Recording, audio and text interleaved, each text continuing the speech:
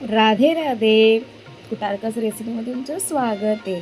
तर आज आमच्या पद्धतीचे खास तांदळाचं पापड बनवलेलं. आमच्यामध्ये याला चावलाचं पापड बोलतात आणि या पावसाळ्यानं जास्त करून श्रावण महिन्यात आणि पावसाळ्यात खातात. त्यात पावसाळ्याला श्रावण महिन्यात या पापडाला जास्त चव लागतं.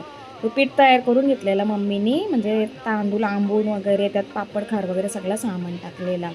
नंतर पाणी घेतला उतवणीला आणि थोडासा माझी आयडिया म्हणून आम्ही मिरा असा चेचून टाकला त्याच्यामध्ये, ब्लॅक पेपर. मम्मीनी नंतर उतवणी घेतली, मग जसे भाकरीच्या पिठाची उतवणी घेतात तसेच. नंतर त्याचं असं लोलं केलं आणि त्याच्या छोट्या छोट्या चांदण्या बनवून घेतल्या. आमच्याकडे यांना चांदण्याच बोलतात. आणि मग माझ्या बहिणीच ते पापड लाटायला घेतला. हळूहळू एकदम नॉर्मल हाताने हे तांदळाचं पापड लाटून घ्यायचं असतं.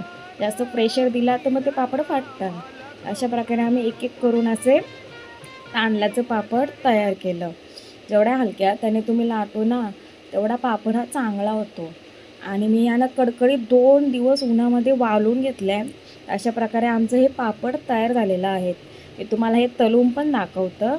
खायला तर एकदम भारी लागतं आणि करायला पण मस्तच आहेत, इझी आहेत. तर अशा प्रकारे बघा मस्त फुलतो पण हा पापड आणि चवीला पण मस्त लागतं. जर आवडला तर नक्की करून बघा.